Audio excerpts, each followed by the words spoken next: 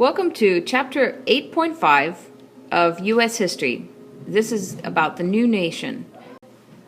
In a speech given by Philip Freneau and Henry Breckinridge, they addressed their comrades or their classmates with the words that though America had not yet achieved anything significant in regards to the arts, they had boundless optimism that America would achieve a rising glory.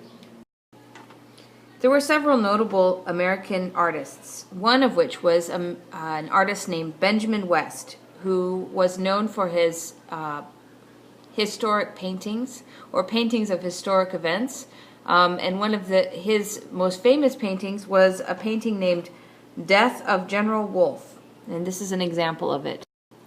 This painting depicts the death of General Wolfe at the Battle of the Plains of Abraham in the conflict up in Canada in 1759 during the 7 Years' War. West grouped the figures around the fallen general as like they are lamenting the death of Christ or something like that. And the artist kind of rejected the convention of representing contemporary heroes in antique armor and instead made them in their normal everyday outfits. They also include an American Indian, which places the picture dramatically in North America and not in a European context. West began in America, but later immigrated to England, and he was later joined by another American artist, John Singleton Coldplay, who was an artist from Boston, but left America because of his loyalist sentiments. So John Singleton Coldplay was basically self-taught, and he didn't get any formal training, but he was a brilliant portrait artist, and his paintings are known for their exact detail and their prominent placement of symbolic items in the pictures. These are three of John Singleton Coldplay's portraits, and you notice that this is a picture of a woman who was married twice, and her husband was her second husband was a professor at Harvard, and so it's showing her in a opulent setting. But the unique thing is this table and the shiny surface or the reflective surface that is shown there. It shows Coldplay's attention to the minor details, and it's also shown here in this painting, where he liked to depict the shiny surfaces in order to catch the eye of the person who was watching or was looking at the portrait. Two notable students of these first two artists were Gilbert Stuart, who went to England and came back to the United States after being mentored by Coldplay, and Charles Wilson, who was a painter who studied under Benjamin West in London and then returned to America. But Charles Willson Peale became best known for his work in propaganda for the American Revolution. And another extremely famous artist was a man named John Trumbull. Actually, he was the one who came up with the quote at the beginning of this section that said that the rising glory of America. He was one that graduated from Princeton and later painted the famous Battle of Bunker Hill painting, and also later on in the 1800s, he was commissioned to paint the Capitol Rotunda. So he repainted many of his historic paintings of the Revolutionary War inside the Capitol building. Another form of art was the architecture, and right at this time, the new Capitol building and Capitol City was being formed. So the greatest architectural project of the day was this new federal Capitol, which was named after President Washington. The architect was named Pierre Charles Lafon, who was a French engineer but had served as an officer during the Revolutionary War, and he is the one who laid out the capital city. Le Fon took full advantage of the lay of the land and the Potomac River and placed the Capitol building on a hill so that it would be able to look out over the city and also reflect in the water around it. The capital city also has radial avenues that branch out from the Capitol building, making it the center of the city.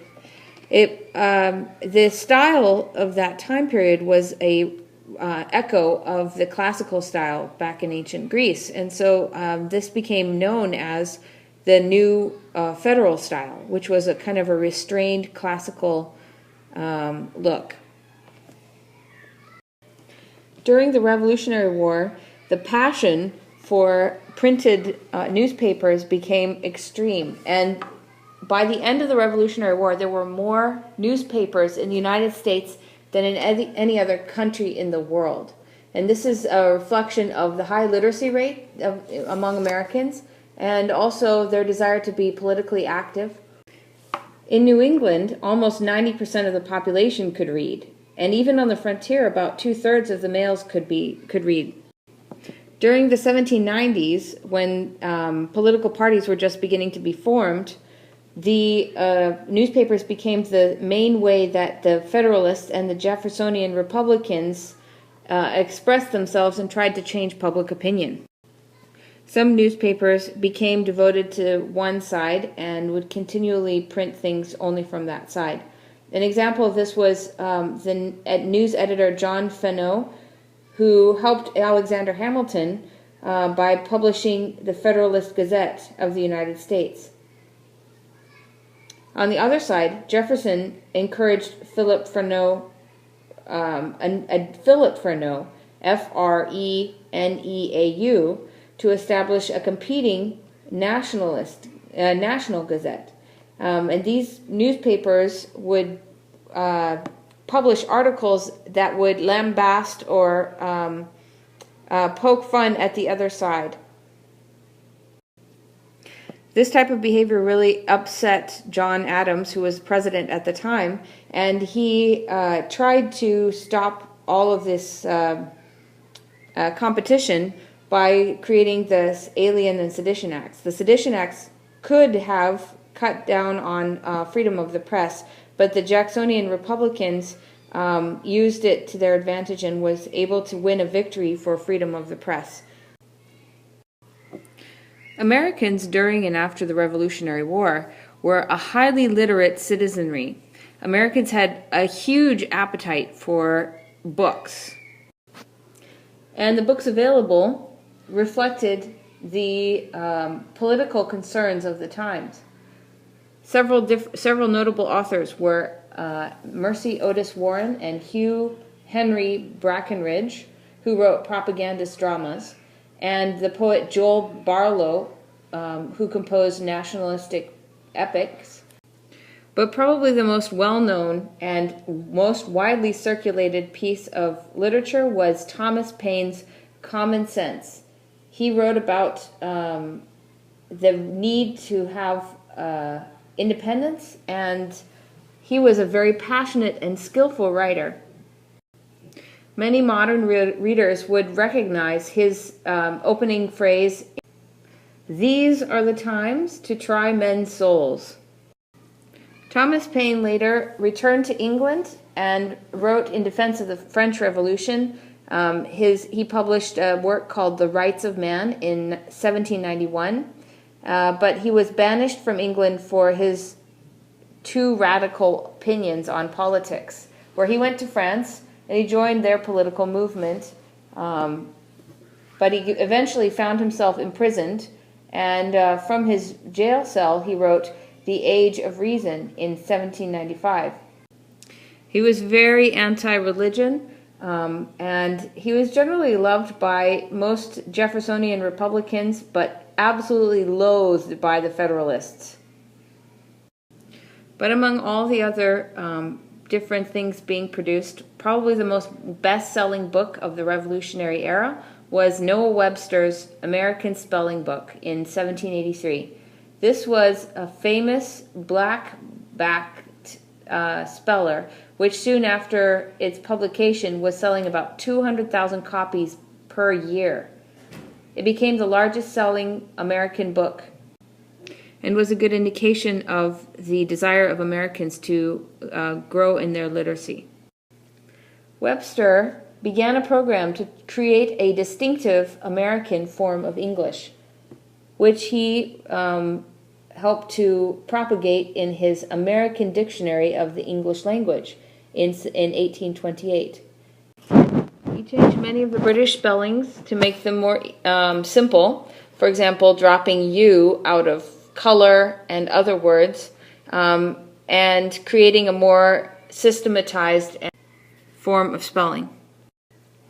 Webster also compiled a list of important dates and pieces of literature. So the dates start from Columbus's voyage and end with the British surrender at Yorktown. This was the first try at making a distinctive American history. Short biographies of Revolutionary War heroes also became very popular and helped to create a base of popular and common history for the early Americans. Again, the writers began to create a popularized history of the Revolutionary War and the development of the American country as a nation. Parson Weems was actually a man who gave up a profession as a minister and as a doctor and became a bookseller out in the back country. And he made a lot of money. Well, he maybe not made a lot of money, but he was successful at selling books to many people who he considered to not have much culture or education, but were very hungry to read more. And Parson Weems also created a series of books about the Revolutionary War on Revolutionary War heroes. And a lot of his stories are actually false or made up by him, but they help to produce a common cultural base. This is a picture of a story that he wrote about Washington cutting down the cherry tree and then saying he could not tell a lie, which was a complete falsehood. Washington never said that. But he wrote it down as a kind of a little parable for his young readers, and it became part of American culture and folklore. Although women's literacy rates continued to be lower than men's, they were rising steadily as girls joined boys in common schools, and this increase was one of the most important social legacies of the democratic struggles of the American Revolutionary era.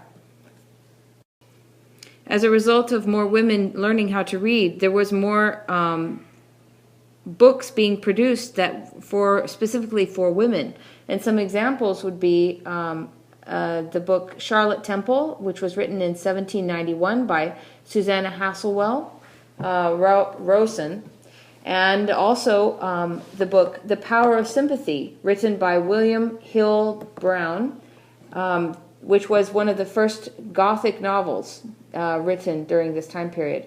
Another book would have been Arthur Mervyn, which was written by Charles Brockden Brown, or the Coquette, also that was written by Hannah Webster Foster.